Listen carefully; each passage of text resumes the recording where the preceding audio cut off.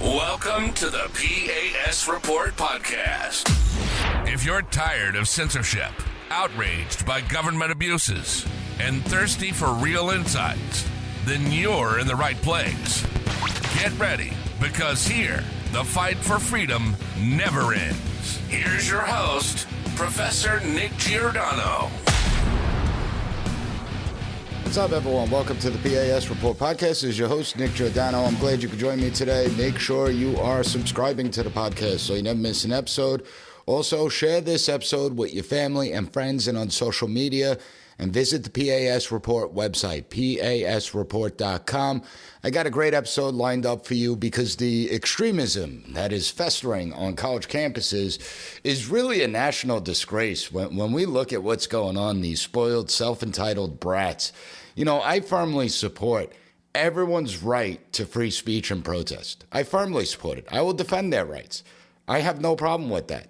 See, the idea behind freedom of speech is not just dealing with speech you agree with. That's the easy thing. It is speech that is offensive and disgusting and vile, like chanting death to America. And I'll defend people's right to say that, even though I completely disagree with it. I think it's disgusting. However, regardless of anyone's views about free speech or protests, the line is crossed when those actions result in threats, harassment, and assault. When they impede other people's freedoms, such as the freedom of movement, the right to attend in-person classes, or participate in graduation ceremonies, that protest is over. It's no longer a protest. I don't know why people are calling these pro-Palestinian protests. First of all, they're not pro-Palestinian. They're pro-Hamas. Secondly, they're no longer protests. They're extremist movements. When you begin to vandalize and destroy property, when you take over buildings, when you hold people, custodians, against their will, these are criminal acts. They need to be prosecuted. We need standards. You have these spoiled, self-entitled brats that should have to live under Hamas's rule for at least 2 months. And I will guarantee you that they will come back with a newfound appreciation for the United States. I will guarantee you that sense of entitlement will evaporate. It's very frustrating to watch feckless college administrators like those at Columbia University capitulating to the demands of the mob for so long. Sorry, but the mob of self-righteous brats shouldn't be the ones running the campus. That's why we have administrators. And it's pathetic to see the lack of leadership. Why are they even negotiating with this mob? I don't understand it, and it's happening all throughout the country. Yeah, some campuses have called in the police, and they're finally dismantling these encampments. But it should have never have come to that point in the first place. And it's even worse that you have schools now canceling graduate, like USC. They're depriving students, many who already missed out on a traditional high school graduation because of the stupid rules when it came to the pandemic. Now they're going to miss out to celebrate the significant milestone from college graduation because we see colleges like USC canceling their graduations because they're afraid of disruptions. And it shows that these people, these extremists, the disregard they have not only for our country, but the disregard they have for their own fellow peers. It's evident. It shows how selfish and inconsiderate these extremists are. And I want to congratulate these mindless bots, the mindless bots that are wreaking havoc on our campuses. You now have Hamas and other terrorist organizations around the world, as well as countries like Iran, supporting, endorsing, and praising the hostile takeovers of college campuses. They endorse this message. All these people that are part of these movements should have to put on every single placard, this message is endorsed by Hamas. Think about that. These idiots don't even take a minute to reflect on who is applauding their actions, and they're clueless about the realities of the world, how the world really works, and the consequences of their actions. Remember, these are the same idiots that are chanting, "Long live Hamas, death to America," calling for October 7, 10,000 more times. LGBT community stands with Hamas. Yeah, that will work out well for you if you go live with Hamas. You have the one multicultural country in this region, the one multicultural country where people from all different backgrounds, ethnicities, and religions actually coexist together, and yet the students here want to celebrate Hamas. How many Christians, how many Catholics exist over in Gaza Strip? How many? How many Christians have been forced out of the Middle East over the course of the last 3 decades. How many? But guess what? The scary part is it's going to get worse. It will get worse as we head into the summer of 2024. See, it's going to end on these college campuses sooner or later. And there's an undeniable sense of deja vu in the air. It's reminiscent of the summer of 2020. Remember, this was the summer of love. The summer of love that was marked by fiery but peaceful protests. Fast forward to present day, and you have eerie echoes of 2020. The rise of extremism on college campuses, the erosion of traditional American values, the self-loathing and hatred towards the United States, the polarization of our politics, they all serve as stark reminders of the challenges that we continue to face as a society. And it's going to get worse. The summer of 2024, while it will echo the chaos of 2020, I believe, it's going to intensify from the rise of extremism. But I'm going to break it all down. I will explain it all when we get back from this quick break. So everyone hang tight. We'll be right back. Welcome back, everyone. So a large part of the reason that we got to this position has been the deterioration of standards throughout our country over the course of the last 2 decades, determining the what's right behaviors and wrong behaviors, having consequences for those that violate societal norms. And we're in this position because we have feckless people, feckless leadership that doesn't really exist. There is no leadership. Just the college campuses, the administrators are just as bad as the students. These administrators have embraced the chaos. They've allowed it to go on for so long instead of taking the zero tolerance approach. It was completely predictable that these would sooner or later spiral out of control. You have faculty that are not only encouraging the chaos, but some are even actively participating in it. But I'm a professor. Then you have other faculty and administrators who refuse to invite the police on campus to put an end to this nonsense. They say it's only going to inflame the situation further. Seriously? And this is what we call the smart people in our society? These are the people that we consider well-educated? They have zero common sense, that's obvious. You have students storming buildings, ransacking them, threatening assaulting people, won't let custodians leave, which is kidnapping, false imprisonment, and you're going to say that inviting the police on campus is only going to exacerbate the situation? Oh, God, what kind of country are we living in at this point? All these people, they're enablers. And I could only hope that the reputational damage done to these institutions has a lasting impact. I would love to see colleges like Columbia University go out of business because they deserve it. They did it to themselves. You notice that we don't see these types of protests at community colleges, right? You notice we don't see these types of protests at normal four-year schools. You notice we don't see these types of protests at trade schools, at apprenticeships. Notice that. There's a reason for that. Because they're not sheltered. We're not in this little bubble. And so those that are engaging in this, they should suffer the consequences. This behavior should not be tolerated at all, but that's where the problem lies. We don't have standards anymore. These entitled jackasses think they can do whatever they want because there are no consequences. There are no punishments to the actions. And unfortunately, this country is devoid of leadership. We're seeing it at the colleges, but we also see it within the political landscape too. How many Democrats either remain silent or actually support the chaos? Now, in full disclosure, there have been a number of Democrats that have come out forcefully against what we're witnessing, like Senator John Fetterman. I disagree with Senator Fetterman on a lot. I've criticized him. I didn't think he should be in the Senate because he couldn't even speak at a point with the severe stroke he had. But I will praise him when he does the right thing, when he says the right thing. If there's issues that I agree with them on, I'm going to call it out. I've heard from several Democratic lawmakers in Congress who have come out and forcefully criticized other Democrats. There was one that totally abused Congressman Jerry Nadler. I wish I recalled his name. I just heard it this morning, but I forgot his name off the top of my head. And I applaud that. However, far too many Democrats remain silent because they fear the mob and they don't have any cojones. You know what cojones is? You might not like him. You might not agree with him on all the issues, particularly with the Ukrainian war funding bill. But look at Speaker Johnson. He went to Columbia University and he spoke there with all these encampments. He called them out. That's leadership, whether you like them or not. You have others that are trying to play it safe. They're trying to play all sides of the issue, and that simply does not work. Then you have the Congresswoman Ilhan Omar's of the world, who openly support the extremism that we're witnessing. They despise the United States and they welcome its potential collapse. But ultimately, who matters most?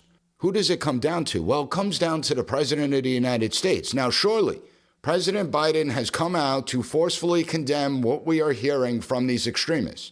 Surely, the President of the United States has come out to forcefully reject the chants in support of Hamas. He's come out to forcefully condemn the chanting of death to America. I mean, he's Scranton Joe. Of course he wouldn't let death to America chants go unanswered. So let's take a listen to what President Biden has had to say about this issue.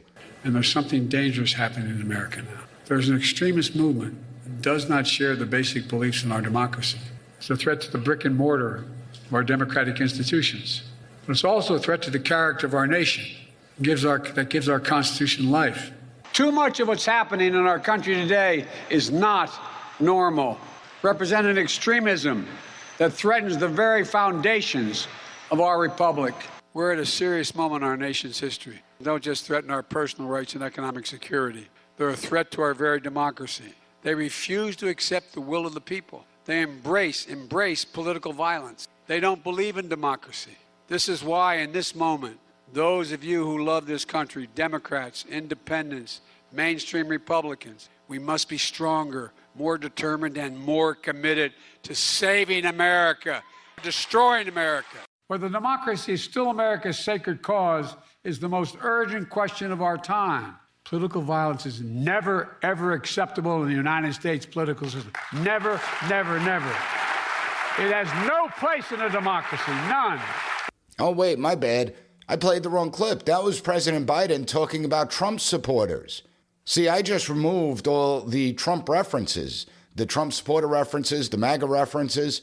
In fact, the president hasn't said a damn thing when it comes to the chance for death to America. He hasn't condemned or criticized it. He hasn't said that that's the biggest threat to the republic since the founding of this country.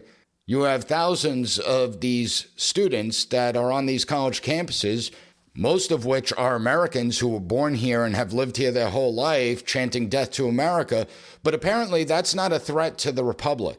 Apparently that doesn't undermine our democratic principles that have been infused into the republic. That's not a big deal. Apparently it's only Trump supporters that are the biggest threat to the republic. Parents complaining at school board meetings, traditional Catholics that attend Mass and hold traditional conservative values. Those are the threats, not the people chanting death to America. It's been radio silence at the White House. They want to play all sides, and when you try and please everyone, you please no one. What the country needs is leadership. But these people, they don't have a spine to confront the mob because they're looking at vote tallies. He talks tough about his political opponents, but says nothing about chance of death to America, and that should tell you everything you need to know about these frauds in office. What is happening on college campuses, though, is only a microcosm. It's a microcosm of something much bigger happening within our society, a symptom of a larger disease that plagues our country. But it doesn't just plague our country, it's plaguing the entire Western world. And I've spoken about this before. I've spoken about how we are committing national suicide here in the United States. The Western civilization is committing national suicide because it's a disease that has led to cultural rot. And we're seeing it challenge the very premise of American and Western civilizations. But it's time to say enough. Enough is enough. Enough with the failed leadership, enough with the ideological indoctrination, enough with the anti-Americanism, enough with the entitled, spoiled, arrogant brats who think they can do whatever they want, enough of the lack of civil standards, decency, and common courtesy. Enough. Okay, I'm tired of seeing the decades of neglect. It's the result of the failed leadership, and it's poisoned the minds of so many Americans. This anti-American sentiment that we're witnessing has poisoned the minds. I constantly bring up the National Strategy for Countering Domestic Terrorism because it says potential domestic terrorists express anti-government, anti-authority sentiment. That's what they say. It doesn't say anti-American sentiment, and it's revealing. You criticize America all you want. You could speak ill of America all you want. You could chant death to America all you want. But God forbid you criticize the government. God forbid you question government's policies. Now you may be expressing anti-government, anti-authority sentiment, and you may be a domestic violent extremist. It really is remarkable. And I'm not saying that we should start targeting people that express anti-American sentiment. Again, we don't need any new laws. There are plenty of laws on the books that could break up these movements. It's not hard to do. They violated a number of them. And so just use the laws we have and just unequivocally state that this will not be tolerated in a civil society. Unfortunately, we don't have that leadership in place today, and people need to wake up to the reality of what is going on. People need to understand what's happening. This isn't a blip in the road. This is something much bigger, and I'll speak about that when we get back from this quick break. So hang tight, I'll be right back. Welcome back, everyone. So now I know some are going to criticize me, particularly those on the left, and they're going to say that I'm exaggerating the threat. You have others who are trying to draw parallels between the current social and political landscape and the tumultuous times of the 1960s and 70s. But are these comparisons accurate? Are we repeating history, or is this something more insidious? There is a major difference. Back then, no matter what was going on, people understood what the American identity was about. There was agreement on common values, and regardless of the fringe minority that wreaked havoc in the 60s and 70s, many still had a love of country. They didn't have to agree with the policies or the politicians that were in office, but they still had an appreciation for the United States and what our country symbolizes.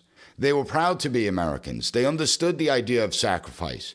More importantly, they had this sense of patriotism, a greater sense than self. And while campus radicals in the 60s and 70s caused some upheaval, there were consequences for them. We had standards in place, and if you violated those standards, you were punished. There wasn't the sense of entitlement that we're witnessing today.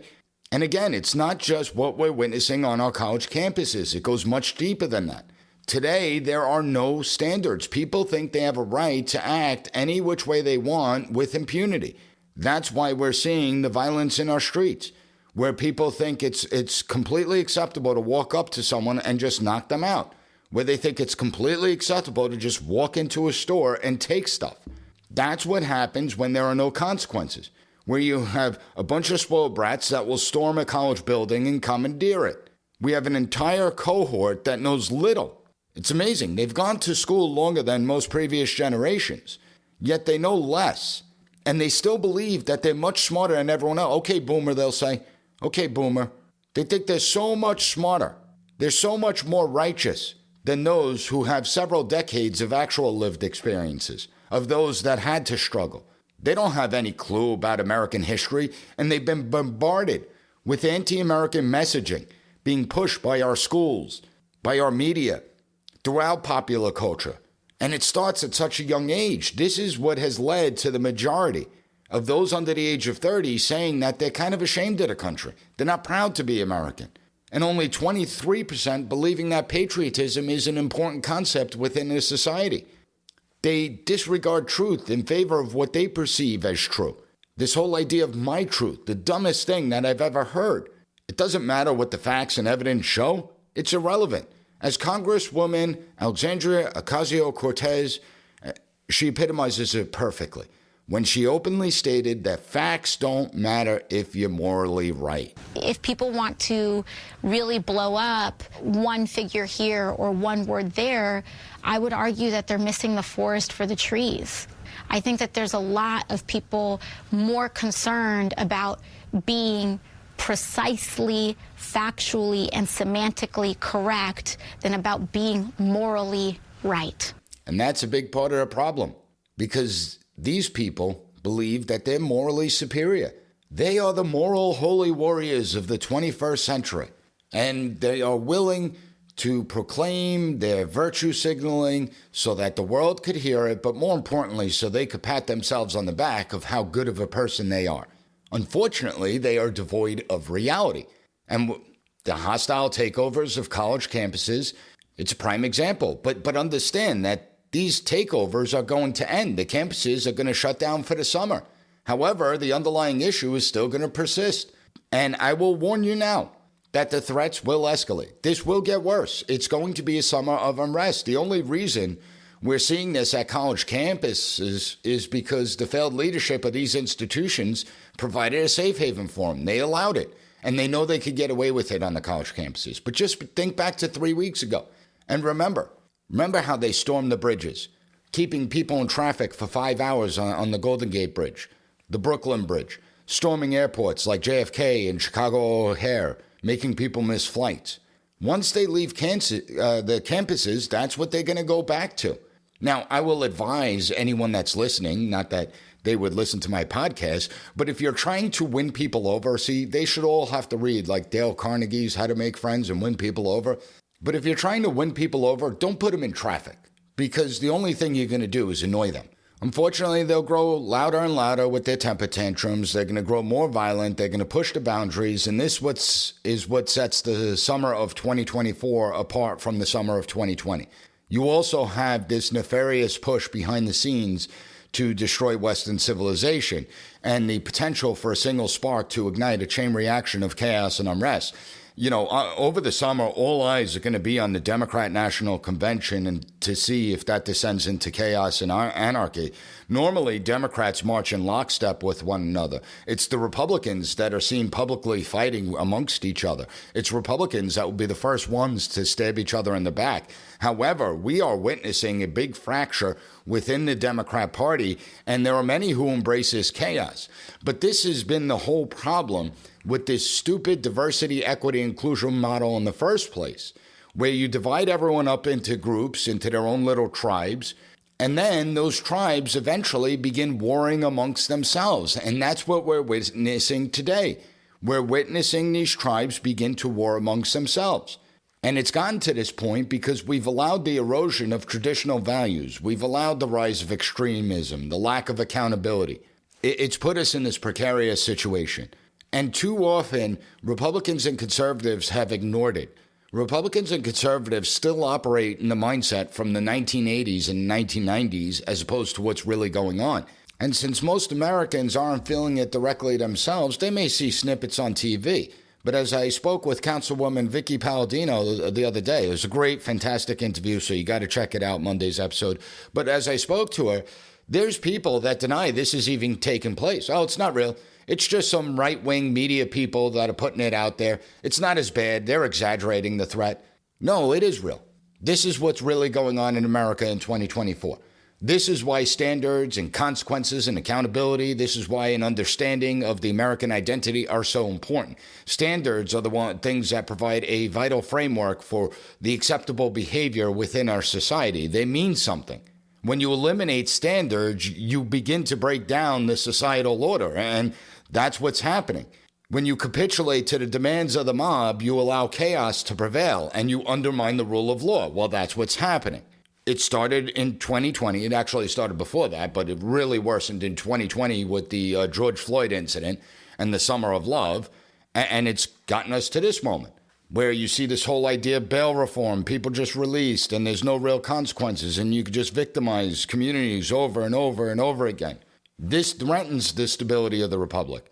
Those who violate societal norms should pay a price. They should face consequences. People need to learn that you can't just do whatever the hell you want, no matter how spoiled, entitled, privileged you are.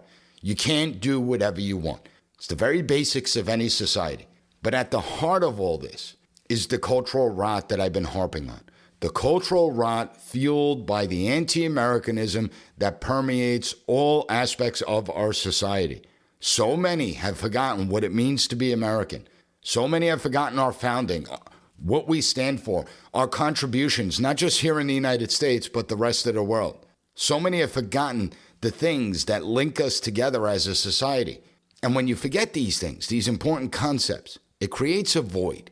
And what we're witnessing today is that void is being filled by self-loathing, a lack of purpose, calls for government to take over every aspect of our lives, and this unending push, this unending Marxist push to redo our society, to rebuild it in the Marxist image that they hope for, even though half them have no idea what Marxism really stands for. That's where we're at. That's the crossroads. And we better wake up now to what's going on, because sooner or later it will be too late. And people will regret it. They'll regret not getting involved. They'll regret not volunteering for candidates, not petitioning. They'll regret not going to the polls and voting. But by that time, it won't matter anymore. Because by that time, well, equity will be here. And it is equity and misery, because that's all it will bring. What comes next will not be better. than what we have. I could assure you of that. Now, if you found the content of this episode informative, please give the P.A.S. report a 5-star rating. Take 30 seconds to write a review on any podcast platform that allows it, and share this episode with your family and friends and on social media. I want to thank you for joining me today, and I'll be back on Monday with another great episode of the P.A.S. Report podcast. Thank you for listening to the P.A.S. Report. Don't forget to rate, share, and hit that subscribe button. That way you'll never miss an episode. For more exclusive content and updates, visit us at PASreport.com and follow Professor Giordano on all social media platforms at P.A.S. Report.